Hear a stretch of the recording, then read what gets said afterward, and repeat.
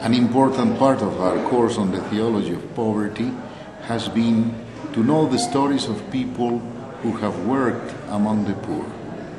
And today we are going to have a conversation with Dr. René Sterk, a missionary from the Reformed Church in America that has spent a good part of his life in Chiapas, Mexico, one of the poorest parts of this great country, which is Mexico. And he has worked among the indigenous people. We are going to have a conversation with him about his missionary work among the poor. It has been good to meet you, René, and to have conversations about your teaching work, but I am interested in your experience as a missionary among the poor. Tell us a bit about your story. How many years have you worked in this part of Mexico, and your immersion among the poor indigenous people? We've been in Chiapas for 36 years, and in those 36 years we have mainly lived with the people. Especially in the indigenous areas, we found that to really have any participation in areas of poverty, you have to live with the people. Start out with the things that they have. Don't bring in things that they don't have. The first years that we were living in an indigenous village, we did not have a vehicle because no one else had a vehicle in the village. We didn't have a washing machine. My wife washed the diapers. In that time, we didn't have disposables. She washed our kids' diapers on the rocks with the Indian women. Like the women do. Exactly, with them. And there's the great advantage, because when you live with the people, work with them, do the things the way they do, even though it's killer for you as far as the lifestyle. But if you live in their lifestyle, they accept you as one of them. Whereas if you come from the outside and say, we're going to help the poor, but you're not one of the poor, you don't try to even live or identify with the poor, there's not a level of confidence that they're going to ever think that you have anything to offer them, because you're from a different world. As they said to us in the Sinacanteco area when we first moved in, what would you know about us? You even have different gods. And so you need to really start with that basis, identify with the people, gain credibility as a real person, as a person who knows how to live like they live. Because if you never get at that, all the things you offer, they're going to say, that's probably not for us. Well, you speak very good Spanish, but here there are other languages. What languages did you have to learn, and was it difficult? Well, first we had to learn some Spanish. Which is the official language. That's the official language of Mexico. But we also had to learn the indigenous language, which is Tzotzil. Tzotzil is Mayan-based Indian language.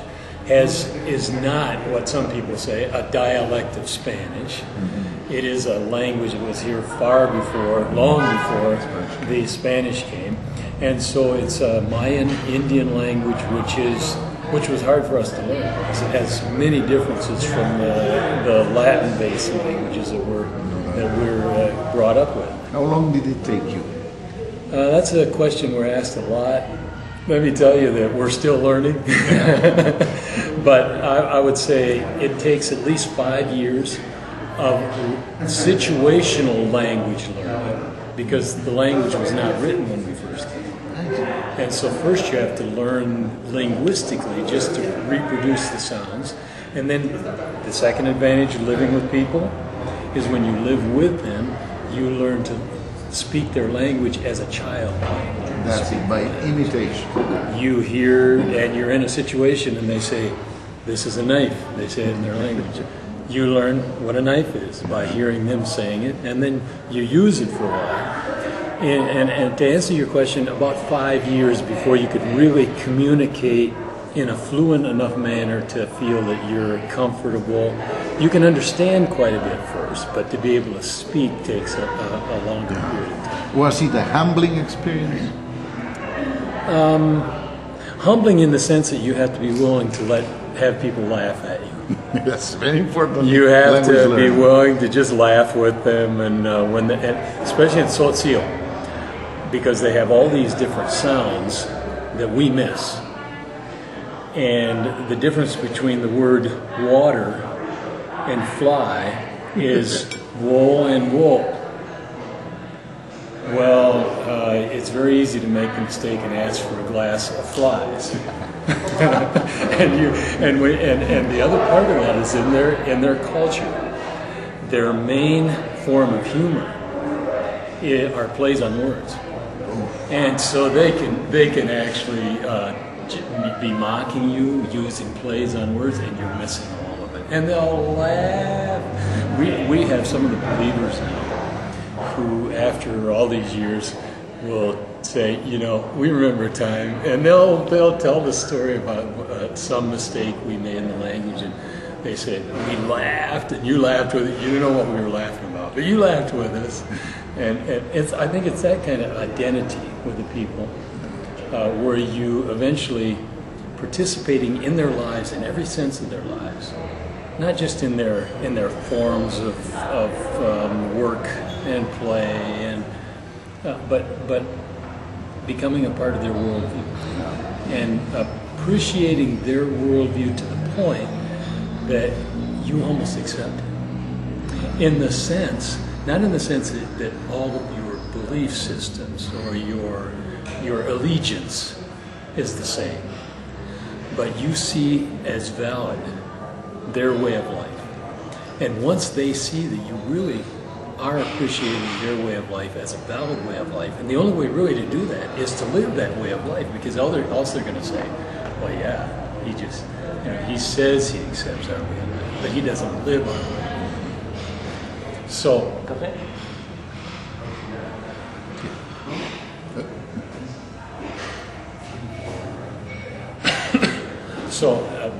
back to that, I think the most important thing in being able to work in situations of poverty is first to become a part of their culture. Now, some people have talked about the culture of poverty, and I think there is a lot to it. You have to become a part of that culture before you can really be someone who then is going to offer anything of help to them. As we were coming to San Cristobal, someone pointed out the village around the lake. Where is the place where you started? That's where we. Now, was it a hard experience? What were some of the difficult points of really, getting to live with the people, of that immersion? Yeah, I would say first, when you're young and adventurous, a lot of those things are sort of like camping out, and they're fun at first. We lived in a dirt-floored house with mud walls, and lived with an Indian family right in a one-room house. We slept in the same room with everybody else, and that was kind of an adventure at first. It's what my picture was of getting out there and really becoming a missionary in that sense. That gets old after a while. Gracias. That gets old after a while, and it not only gets old, but it gets tedious. Carrying water on your back. All your water, you had no running water. And you had to walk for a certain distance. But it wasn't far. It wasn't far. It wasn't far. It wasn't that. I'd say it's the everyday grind. And I often point out that for my wife, for the woman, who has to do all the house tasks in a very different way, with no appliances, no refrigerator, none of the things that we get so dependent on as modern conveniences. That's hard at first.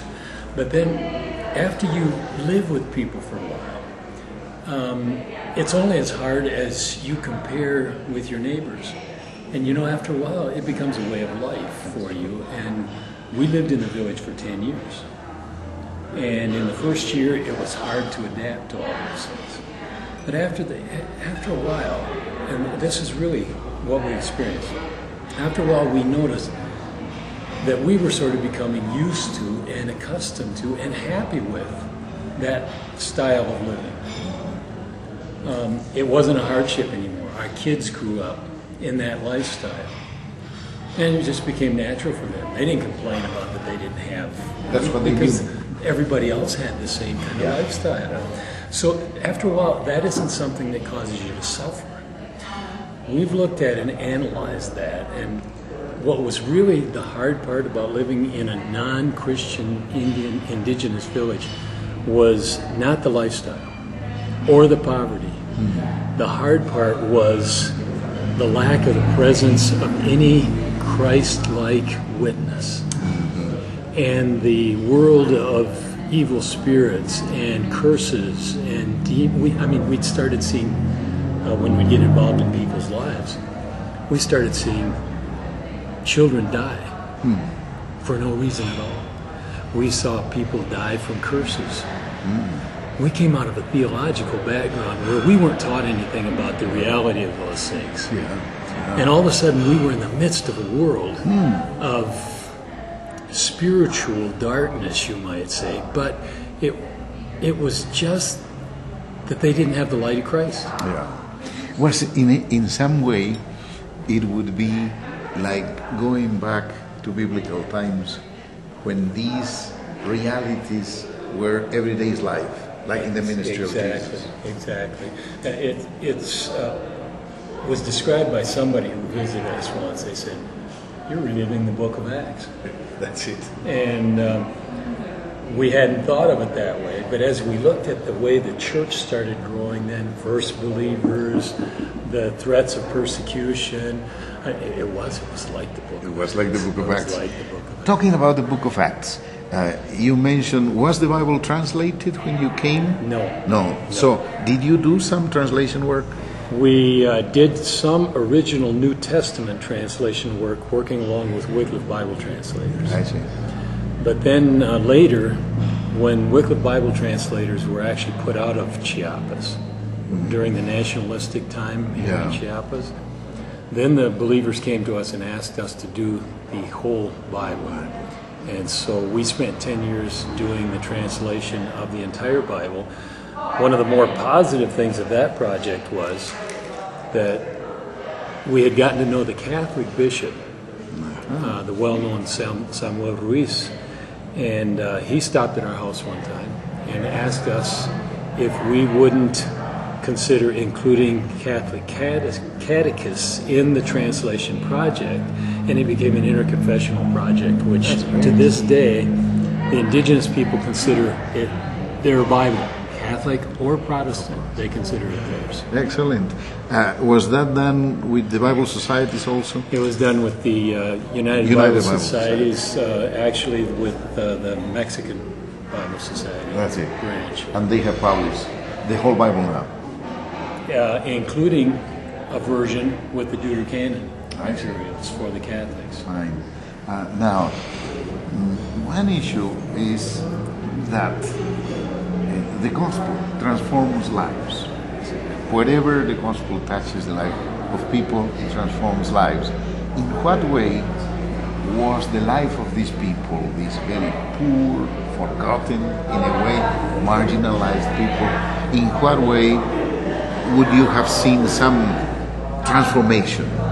Especially I'm interested in the fact that poverty, which is part of life, how is that touched by the gospel?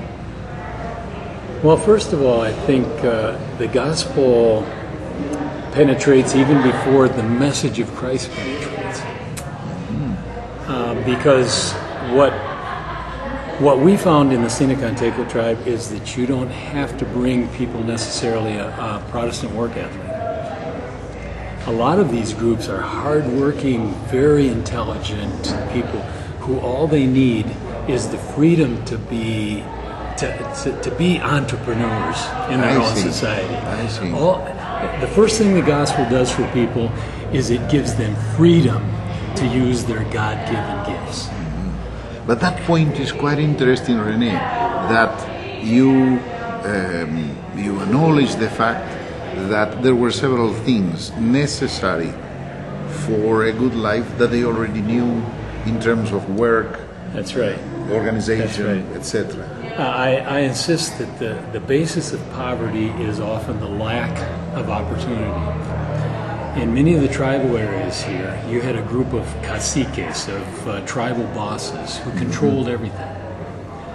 When the gospel came in, the cacique system broke down. Because people who became Christians said, we don't have to live under those tribal bosses. We don't have to do what they say anymore. Our Lord is Christ. And they said, we're free to do, we're free to set up a little store if we want. Well, before the tribal bosses, you had to work it all through them. They gave you the permissions, they charged you a commission. Yeah. It was like a mafia.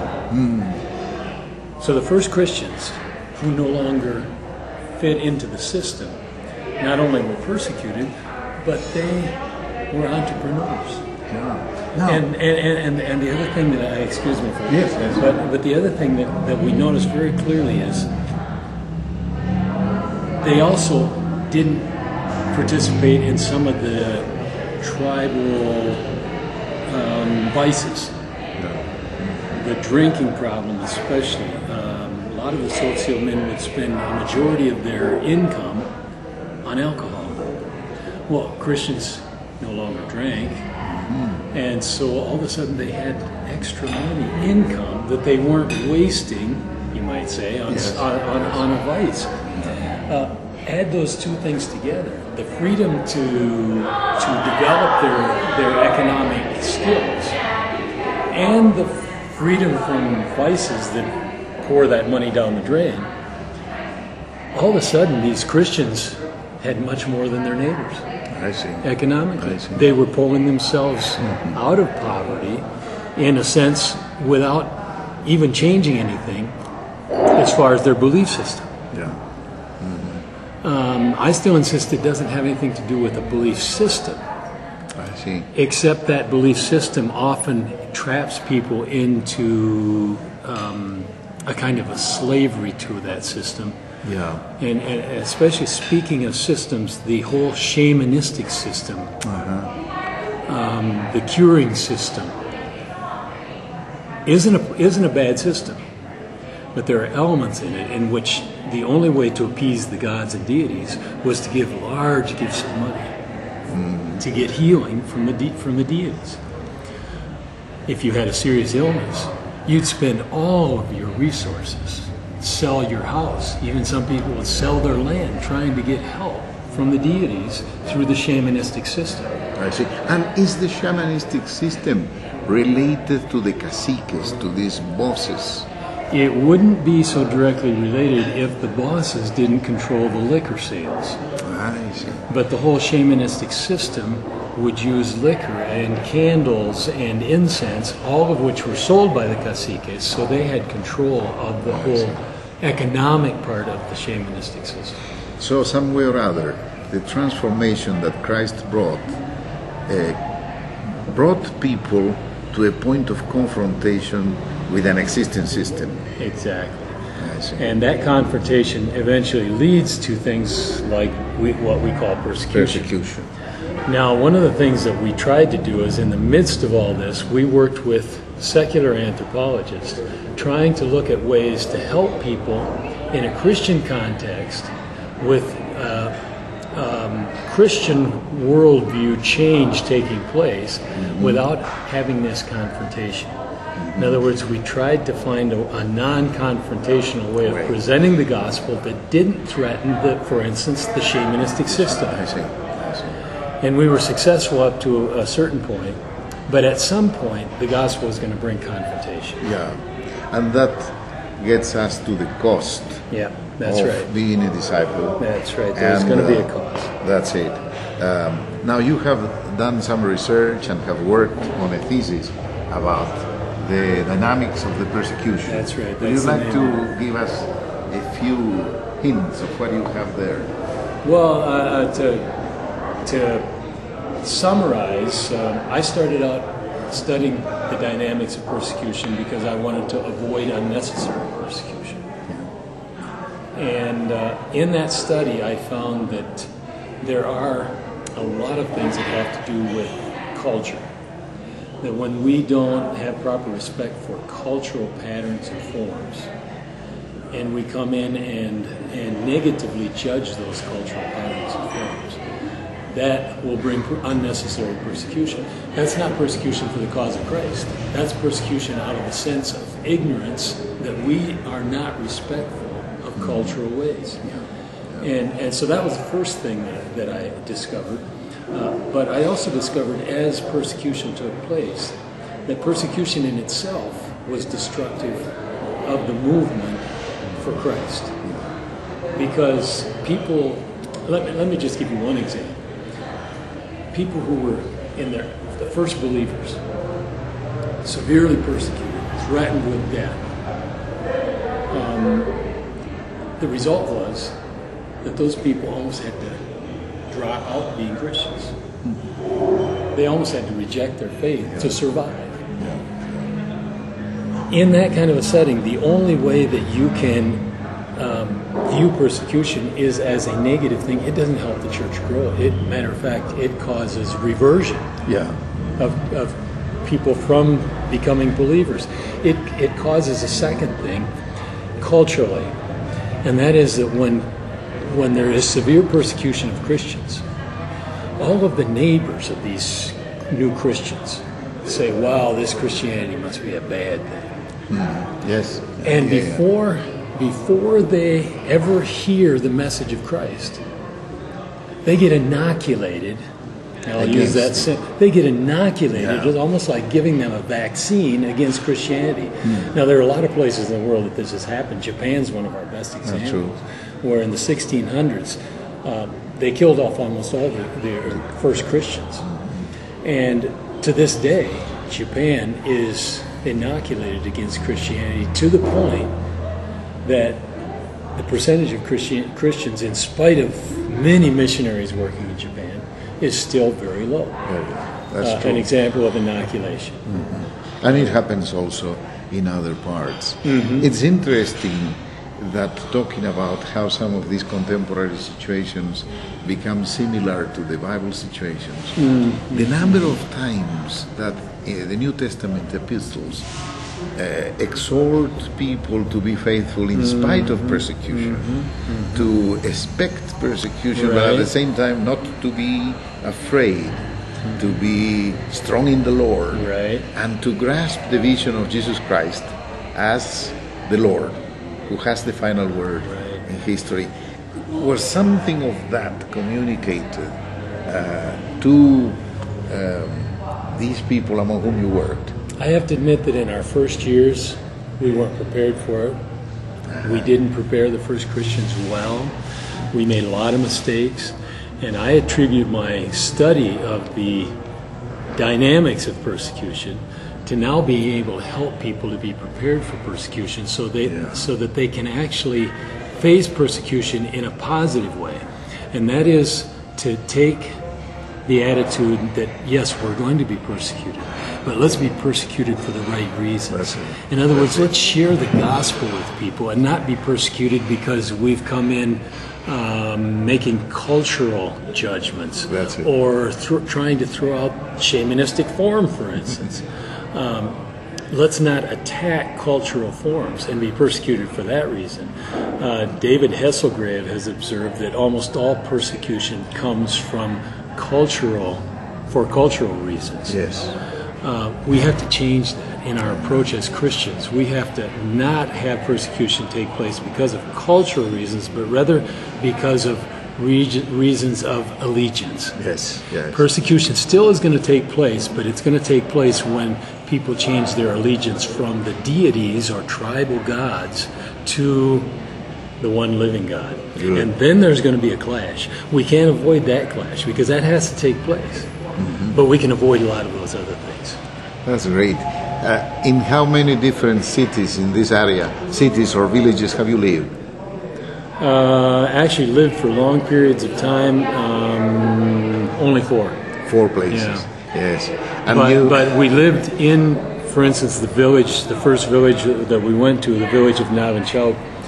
We lived there for 10 years straight. Those were foundational for you. That's where we learned everything we could learn from the people. I see. Well, to see the kind of transformation of which we are talking, there is no doubt that you have to have long-term commitment. This cannot be done in short time. Just the language learning itself. That's it. Yeah. 5 years, you said. Now, Rene, you have a divided life. You are part of the time in North America and part of the time here. Tell us, what are you doing? Well, one of the things that I have learned is that people who catch a vision of salvation in Christ and who do evangelism in their own people, and the church grows, the next step for a missionary is to give them a mission vision, a cross-cultural mission vision, so that their vision isn't limited to when they've reached all the people in their tribal area, that now the job is done, they can sit back and relax. But rather that they catch a vision for what they can share with the rest of the world. And especially in today's world where a lot of North American white-faced people aren't accepted anymore, especially in some of the Islamic countries. That's true. American Indians, especially Mayan Indians, are well accepted. We can take advantage by teaching missiology to these indigenous people first, and then also teaching some of the lessons that these indigenous people have taught us to other missionaries who are going out. So what we're doing now is we're spending 6 months here in Mexico teaching mainly missiology, emphasizing that, and then we teach 6 months in seminary in Michigan, teaching missiology to students there, trying to share some of the vision that God has taught us during the years we've been here. That sounds great. And your meal must be cold. I can send it back for eating. But thank you very much for giving us this time. You're welcome. And for giving us a bit of the story of your life that shows how the Christological model of immersion, incarnation, but also the trust on the power of the resurrection and the spirit of service, which is the spirit of the cross, is exemplified in life. Amen. A final word for the participants in this course? Yeah, I just want to thank you for your interest in teaching missiology. I think that one of the more important things that we can teach seminary students right now is cross-cultural ministry and the skills that it takes. And if we can get students in the seminaries to catch a cross-cultural vision, even within the borders of the United States. That's true. There are all of these cultures coming to us. We no longer have to only think of sending missionaries out. We have to think of sending missionaries to these cultures that are right next door in our neighborhoods. That is true. And if we don't teach them the skills of cross-cultural ministry, we're going to make the same mistakes we have in the past in mission situations, where we've made the mistakes that have inoculated people against the gospel. So I encourage you to continue the good work of teaching missiology and respect for cultures, especially in the area of cross-cultural ministry. Thank you very much, Rene, for your time. May the Lord bless you. Lord be with you. In this new stage. Amen.